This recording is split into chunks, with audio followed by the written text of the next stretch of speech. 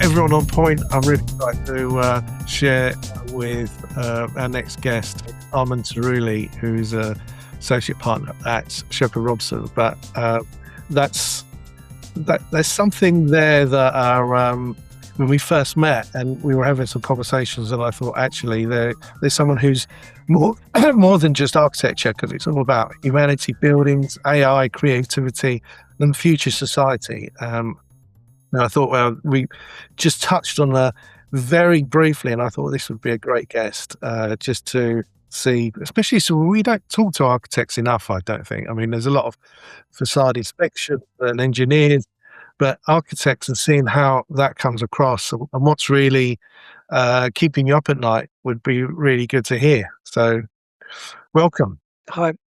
Thank you, Rob. Thank you for the invite. Appreciate it. What keeps me up at night? What keeps me up at night? Probably the next door neighbour's dog. It keeps barking all night. That keeps me up at night. I don't worry about work anymore.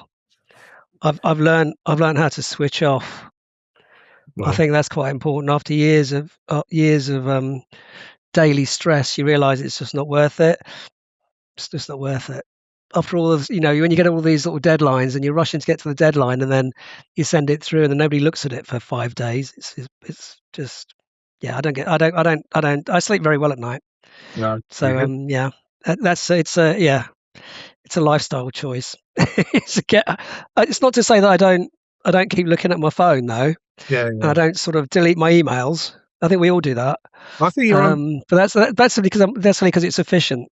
Because otherwise, my mobile phone just fills up with gobbledygook, and I've just but you get back to work after 2 weeks of holiday, you've got 2,000 emails to delete. So I do tend to find myself going through the emails and just deleting them. And if I see something really important, I'll go, well, I'll deal with that. Probably that doesn't help my cortisol levels, but there you go. Well, I suppose it was a leading question, because I'm thinking most people think buildings are made of steel, glass, concrete, but what is the most important material in a building's future is possibly information these days. How do you feel about that? And are you passionate about that intersection?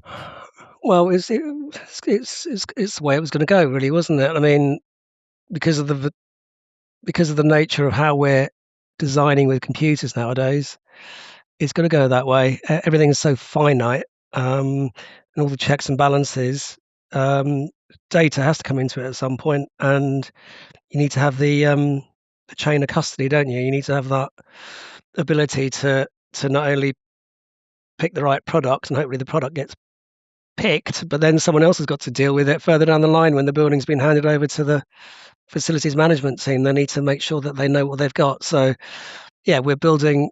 I mean, I'm looking out at the office here and everybody's got a computer, right? And not only just a computer, a laptop. They've got 3 screens. They've got a laptop screen, 2 other screens. It looks like what used to be one of those financial trading houses. Trading, yeah, the trades just like that now. And there's an Excel sheet on one side, and then there's, and then there's a drawing on the other side, or some 3D, and it's just data now, isn't it? I mean, when I started 37 years ago, it was still drawing boards and pen and ink. So yeah, it's moved quite quickly. And where's it going? Well, yeah, AI is going to push it into the realms of everything's going to be live and data driven, which is, well, I think most industries are going to go that way. Yeah, I think it's a good thing. But yeah, data is the way it's going. Do you think? I mean, I heard you talk about golden thread. And not being a filing cabinet and it being a memory of the building. How do you see that? I mean, one of the things that I constantly hear is like, if a car has a VIN number and a service history, why don't buildings have a digital identity?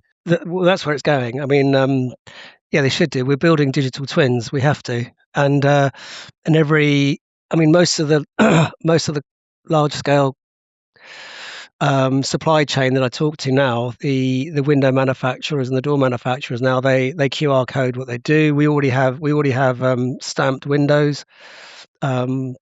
yeah, you need to know what you've got there so that when someone comes over, takes over the building, they can just, they can hit a QR code and then you know what you've got. So the materials passport aspect of things is really important. It feeds back into the digital twins. You know exactly what materials were there, the whole chain of custody, how many slaves died making it. You know what mine in Indonesia was ruined to get to that point. All of that sort of stuff.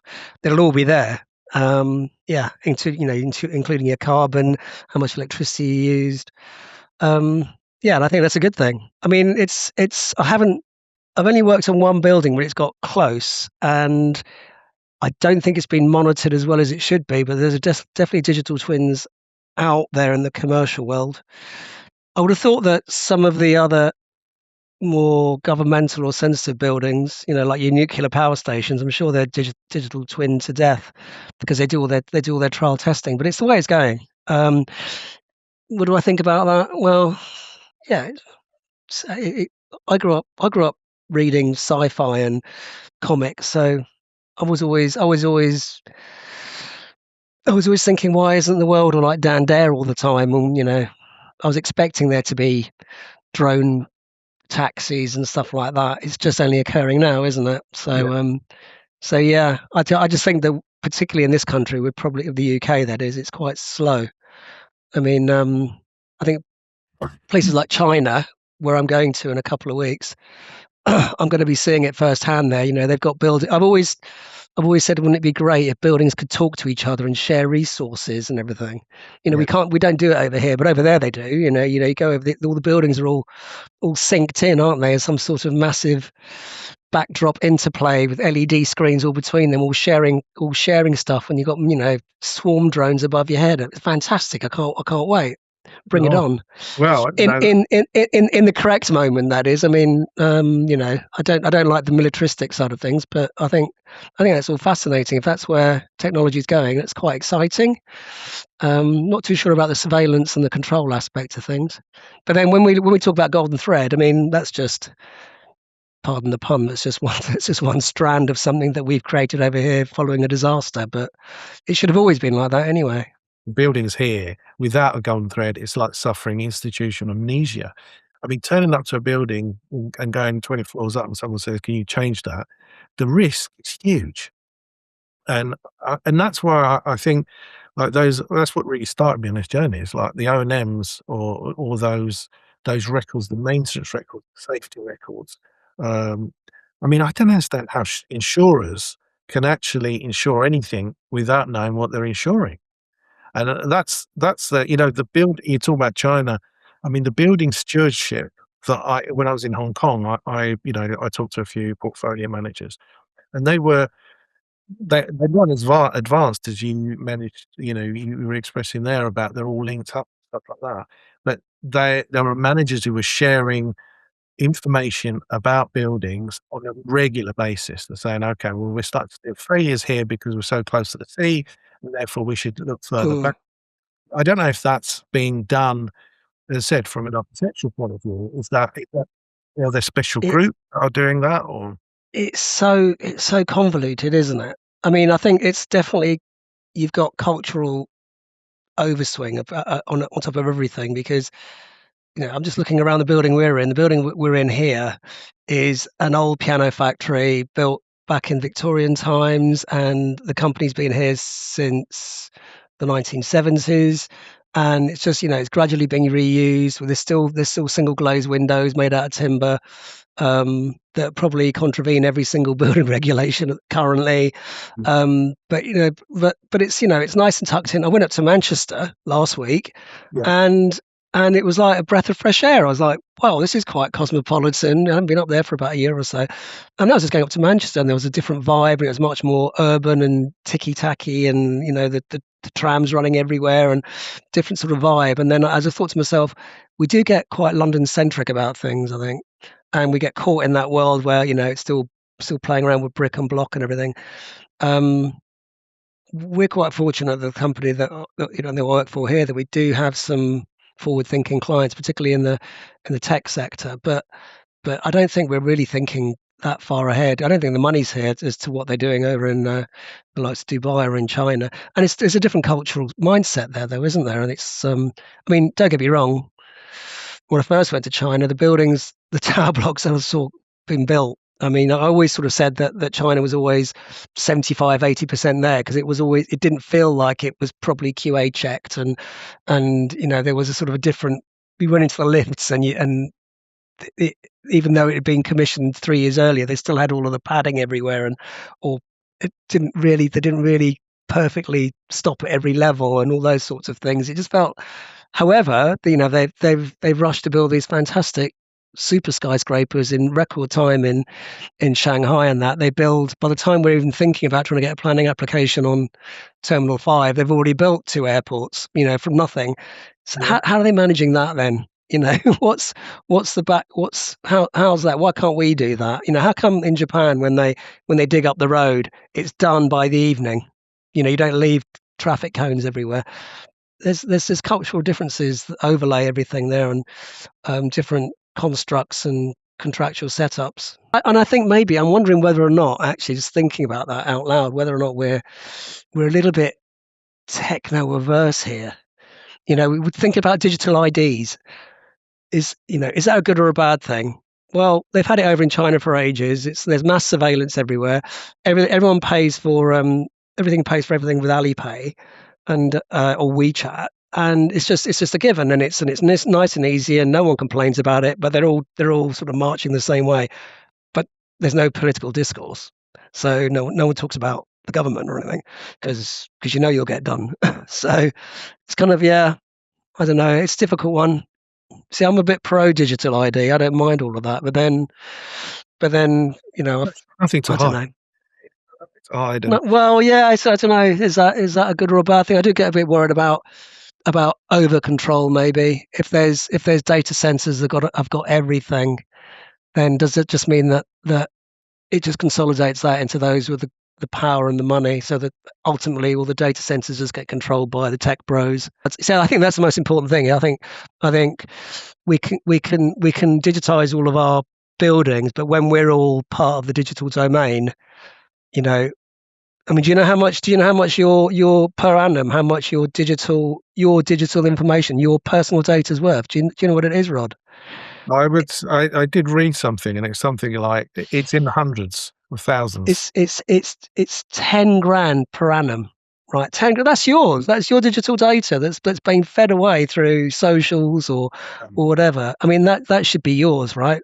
So if they want your data, there should be an opt-in, and if you want it, they should buy it off you, not just snatching it for free. That's the dividing line, I think. I think that's where the interesting fights are. I think people realize. I think that's going to be a future thing that we'll be concerned about.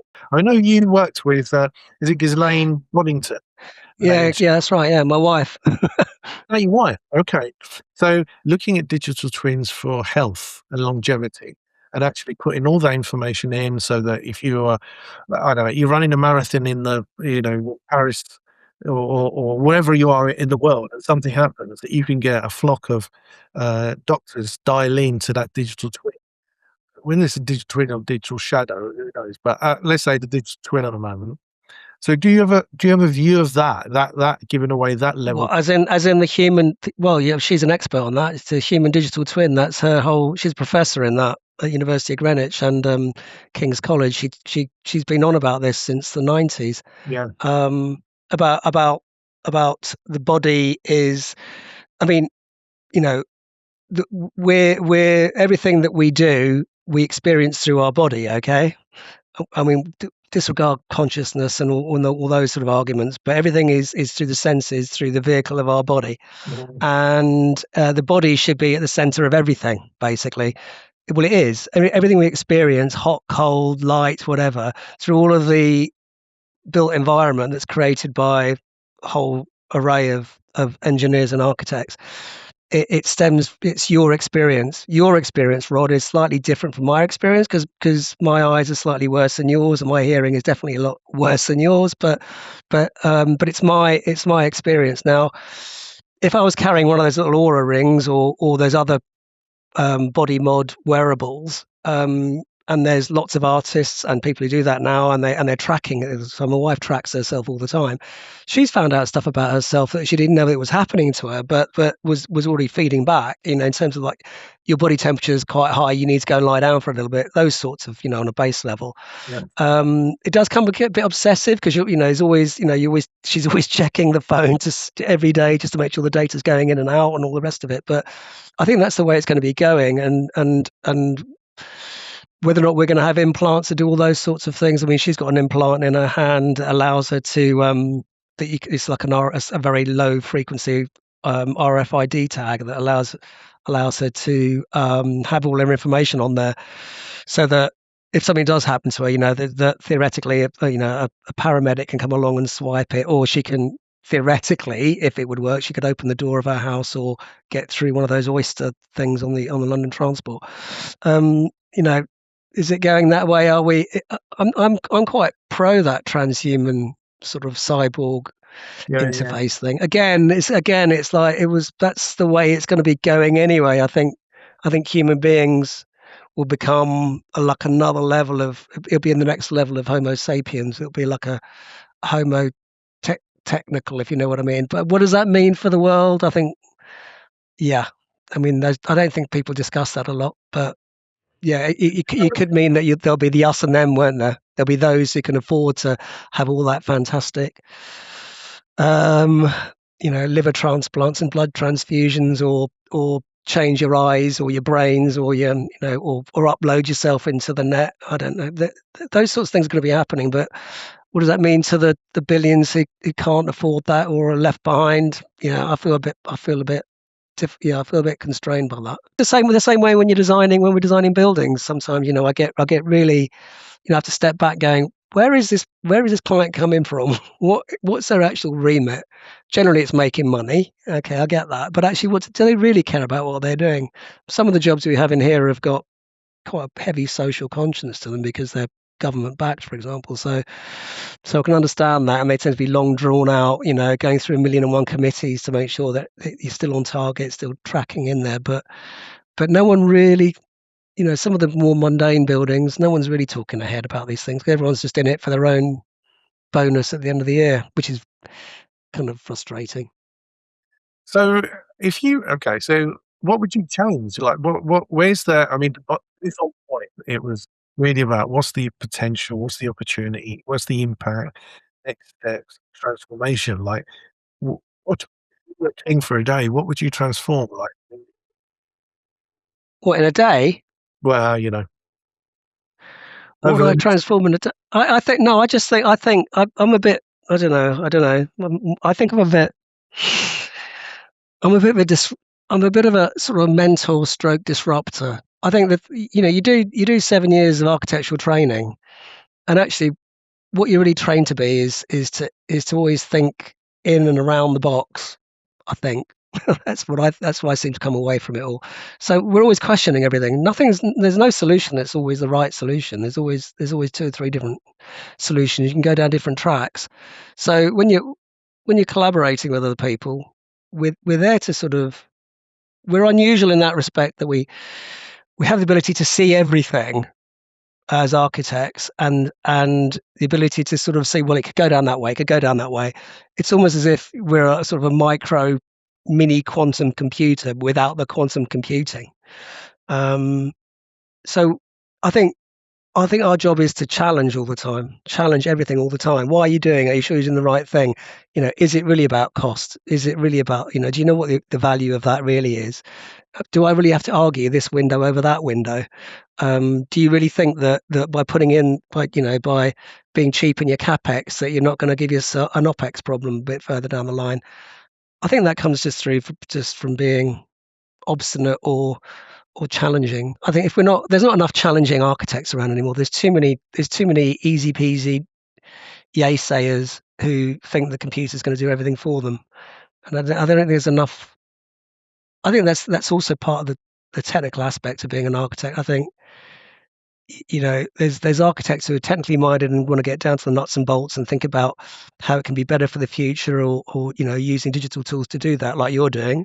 And there can be There could be architects who, much more cerebral about things and challenging the social construct or the public discourse of where they think it should be going. But you know how difficult it is now to even challenge any planners or any local government to try to consider these sort of ideas. You'd have to be quite a power player and you have to be quite a seductive dream seller to be able to do that. Do you think that as a role for the architects should be those dream sellers, the challengers, the bring in the potential customer or the client on the journey to actually I mean, I was in Paris Yeah. recently, and I went to a church that actually St Paul's down in the Moray area, and it was an emotional experience, right? And I'm sitting there, and I was querying why I just went in. I was fine as I went in, and I was a wreck when I came out. It was designed to create some kind of emotional experience in there. Do you see architecture? Do you see? I mean, you said about like, we're all different, but we need to experience something in the building. Do you see any buildings today that have the same philosophy that? That's a good question. You mean new buildings? Yeah, Um, First of all, I know where you're coming from. I I found myself over the years, I'd study all these things, and what is it about buildings that make them really special? And you'd hear about the Daniel Liebeskins of the world who create, when deconstruction came out, and he created that the Jewish Holocaust Museum, and the nature of the constriction and everything, and you felt you were alone, and it was really lonely, and that sort of the play of the space was really, really clever. And then I thought to myself, well, there must be other buildings like that going back. Churches are very good at those sorts of things. And then when you go back and back, it's like, why would a church be sited in that particular spot? Well, because it used to be a pagan spring there or whatever. So I got really heavily into geomancy. The whole thing about the location of the building was the most important thing, first and foremost. And then when you start to really look at it, and it goes off into little conspiracy sidetracks about the Hawksmoor buildings. They're all and the Masonic overtones and the chapels and the all the mortar mixed with the blood of a young child, all those sorts of things. The more that there's that psycho drama that's put into it, that stitches the story, then it becomes like a given. Like at the moment, we're in that period when Gaudi's fantastic Sagrada Familia yeah, cathedral is finally finished. And I remember going there back in the 90s, and it was still a great experience. And just I remember you climb up a tower, and the tower didn't have any handrails, so you were hugging the wall. But then there were people coming down this spiral stone staircase, and there was a hole, and you could easily fall down it. But I don't know how many people have done, but there was nowhere to hold on to. So everyone was sort of hugging each other and carefully going around. And then you got to the top, and unless you were to go down the way you came, you crossed over a bridge to the other side, and the bridge didn't have any handrails. I remember walking across. There was a howling gale. This is in the 90s, 92. It was just before the Olympics. I just saw, and I suddenly felt God. And I was like, oh my God, I'm gonna die here. And I thought, what the hell? And I got to the other side, and I can remember getting back down. I was with my other architecture mates. We're all architects at the time, and we were looking at each other, going, "What the f was all that about?" We will never accept that in the UK. I went there a few years ago. And they've gone and sealed it all in now, and they put handrails and everything, because obviously it was a beautiful suicide point. And then I was wondering why on all these towers Gaudi put Sanctus, Sanctus, Sanctus everywhere. I thought, you clever bastard. Okay, that's quite clever. But then, we wouldn't do that nowadays, would we? Because you'd freak the hell out of the client, or you'd be putting you're putting the public at risk, health and safety overlays. I mean, it was risky enough putting up solid petrol on Grenfell, wasn't it? But those sorts of things. Could we design like that now? Would we have the ability to do that? I mean, I think we would, but they don't come around very often. But then nowadays, I think we're all very much like, we've got computers, so we could do clever things with materials. But are we actually creating something that's going to be, radically emotional. I mean, I've never designed a church, but and I wouldn't even. I think churches and cathedrals and places of worship, the really serious ones like Jerusalem or the Kaaba. I mean, I did the Faith Zone on the Millennium Dome, so I know a little bit about this because we spent 4 years talking to all the faith leaders in the UK so that we could get all the information that we could put together to create the Faith Zone and the Millennium Dome. And what we realised is that there was this, every major church, temple, gurdwara, whatever, all had certain functions which were really important, and were spiritually uplifting. And I quite like spaces that are emotionally and spiritually uplifting, but without the over umbrella of a religious overtone. Those sorts of places tend to be natural places, like a cave, where there's a cave in North Puglia in Italy, where the Archangel Michael was meant to have come down, and that's been venerated. And actually, when you go down into this, and there's a church on top of it, of course, but when you go down into this space and you walk into that, you do feel something quite radical. Thinking, well, what is it? Catholics are quite good at all of this, aren't they? But Jerusalem, when I went down to Jerusalem for the first time, went down to the Church of the Holy Sepulchre, which, by the way, not many other politicians do. They all go to the Wailing Wall and bang their head on that and keep going on about the Alaska Mosque. But when you go down into the Church of the Holy Sepulchre and you go down there, and I think there's something about never-ending pilgrims going down to these places and you see all these carved crosses that have been there since the 1200s. And you're going down, and it's part of the whole journey. And when you get to the space, you do feel something, for sure. Yeah, I think, and whether or not that's the psychodynamics of lots of what we've left behind as human beings going in there, and you can feel it in the area. But I think that's why old buildings have this sort of this quality. New buildings, it's quite hard to do that. We can play around with a bit of light and shade and nice materials, but does it uplift the spirit? Maybe. I don't know how many buildings I've created that have uplifted the spirit.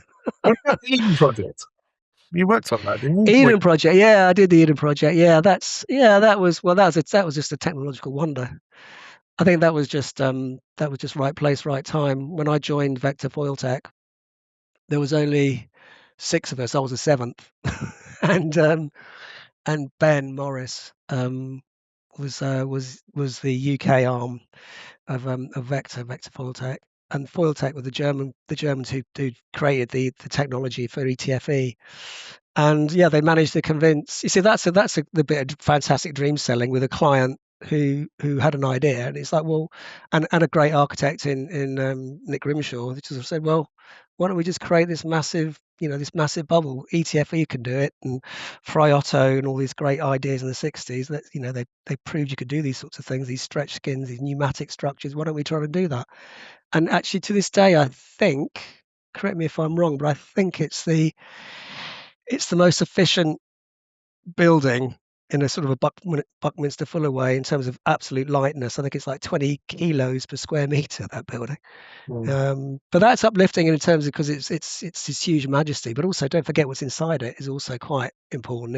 It's a rainforest now. If you go to the biggest biome, it's a rainforest. And I think there's something quite nice about rainforests and greenery. I mean, I'm known as a sort of not only a punk architect, but a sort of a flower punk architect. So I was born in the 60s. I like my 60s music, but I grew up in punk. So if you come around to my house, it's green everywhere, and outside my house is green spilling out everywhere, and I go around guerrilla planting where I live. So yeah, I think nature things are quite important, right?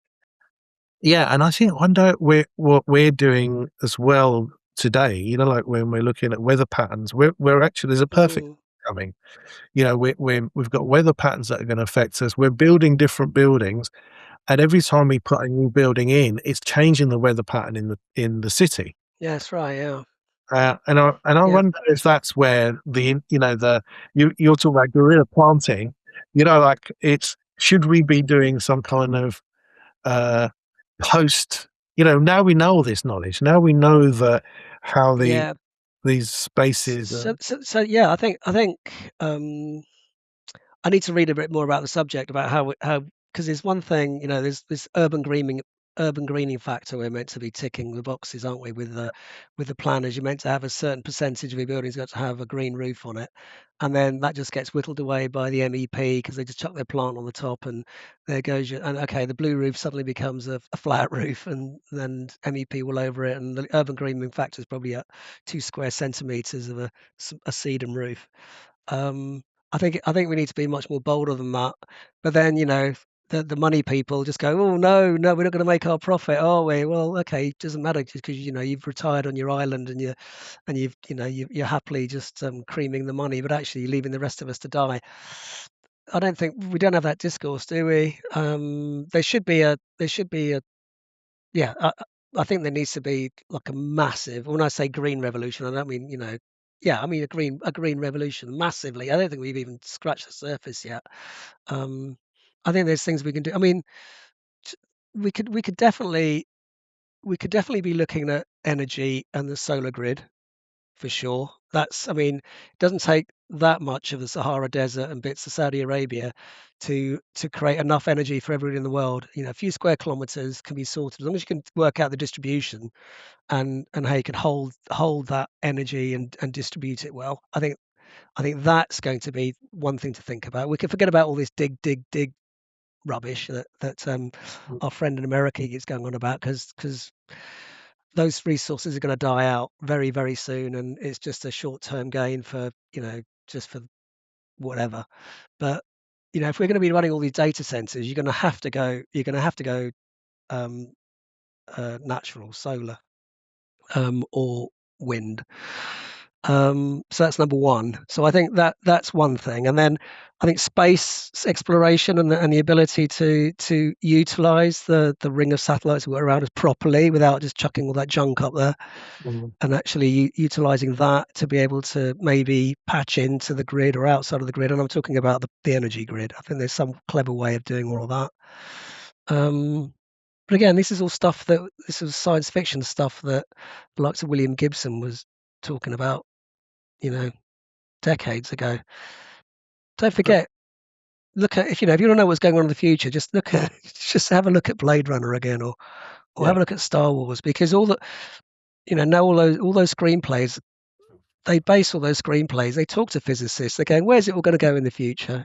So I think that's why it's quite exciting. That's why I'm quite fortunate to be married to my wife because she has access to all of these great professors around the world, and they're all feeding back in, going, well, we're doing this with agenic AI, and we're doing this with robots, and we're doing this with avatars and holograms and drones, and it all feeds back in again. And then she's looking at all this, going, well, how does this affect the human being? How do we sort our ethics out to be able to then get a policy in place in government and EU to ensure that the tech bros don't come and cream us all, wipe us all out, and end up with a dry planet before it should be. I think with some clever management, it's going to. I think theoretically there's going to come a tipping point. Um, you know, we're already seeing the shift in the global economy over to the Far East. How China carries on going the way they're doing, and if they are going to be following their green agenda, and then they close all their coal plants down, then does it? Are they proving that it can be done because there's the willpower there? If there's enough if there's enough willpower for everybody to do that globally, then theoretically we can all benefit each other. But with a burgeoning population of the world, isn't that the biggest problem we're facing, according to David Attenborough? So yeah, we're struggling with all of these. Everything's intermeshed now. The more wiser we get, the more we realize everything's intermeshed. The butterfly effect's quite interesting. If certain things happen somewhere, it affects us here. I mean, look at the Straits of Hormuz. I mean, a yeah. couple of idiots fighting over some oil, throwing missiles at each other is going to be affecting our toilet paper in the supermarkets. That's mad, isn't that? Well, like Gaussian splats now that the way that it affects geospatial people, that they've been creating these meshes and can model the whole of most cities in the world now, and Wow. made meta tag So we can model. I mean, people will be shocked when they realise that only 11% of the UK is actually covered in buildings. So we've still got quite a lot more space. I know we want to keep it green, but we've got a lot more space that we could grow into. So I don't think we're overpopulated. And I don't know if I forget where the place is, but there I was a think we should. I think we should use that. We should use our resources. I mean, we're sitting on quite a lot of history here, aren't we? And Mm, so, you've got to deal with all of that. And it's very much once you're behind your white picket fence, get off my land yeah. with a double barrel shotgun. There's a lot of that going on, isn't there? Yeah, and all the politics and all the populist flag waving sort of just accentuates that. But then that's part of the way that the culture and academia and media are forcing us that way anyway, because that's part of the overarching agenda anyway, isn't it? Because there's a sense it's pushing us in a direction, whether or not it's the right direction or not. But there needs to be more people challenging that. And I'm not talking conspiracy theories here either. It's obvious the way it's going to go. There will be digital ID. There will be, but yeah, but then yeah, if you can track, if everything is going to be trackable and we can work out, I mean, as soon as quantum computers come around, theoretically, you'll be able to make some very, very large, you can ask some very large questions and come up with some very interesting solutions that you wouldn't have thought about. They'll be working out mathematical problems in milliseconds. So then by rote, you would have expected them to actually work out lots of political problems as well. Well, it's interesting. I don't know. We'll be around at that time. I'd like to see man land on Mars. As long as that man's Elon Musk, that'd be fine. Keep him there. Keep them there. Yeah. What excites you more, artificial intelligence or augmented intelligence? Ooh, that's a good question. What excites me more, artificial intelligence or augmented intelligence? Yeah, you see, this is the human oversight is always the issue. Because with AI, there's always someone's feeding in the rubbish in the AI, the agent in the AI. With augmented, theoretically, you are part of that intelligence. So I think there'll be a more human-centric intelligence. Yeah, but it's shit in, shit out, isn't it? It's all the data you put in. Most of the stuff that we're seeing, Claude and ChatGPT, they're all made from a bunch of kids in Silicon Valley. What do they know about Burkina Faso? You know, I think another 100 days and not get to the we bottom. could, yeah, we got a bit off piste, haven't we? I mean, I was when we met, we were talking about that fantastic interface you're putting together about the post evaluancy of buildings, and I thought it was brilliant because it was really clear and obvious, and actually it does what Yeah. we're all expecting there to be out there already. And actually, I was quite uplifted because I just thought, oh well, someone's actually done it and it's doing it right. And then I just thought, this needs to be funded properly, and everybody needs to be doing this. It needs to be cross-platform everywhere, and every FM team needs to be doing this. But just to focus all your attention on that would probably give you grey hairs if you got any left.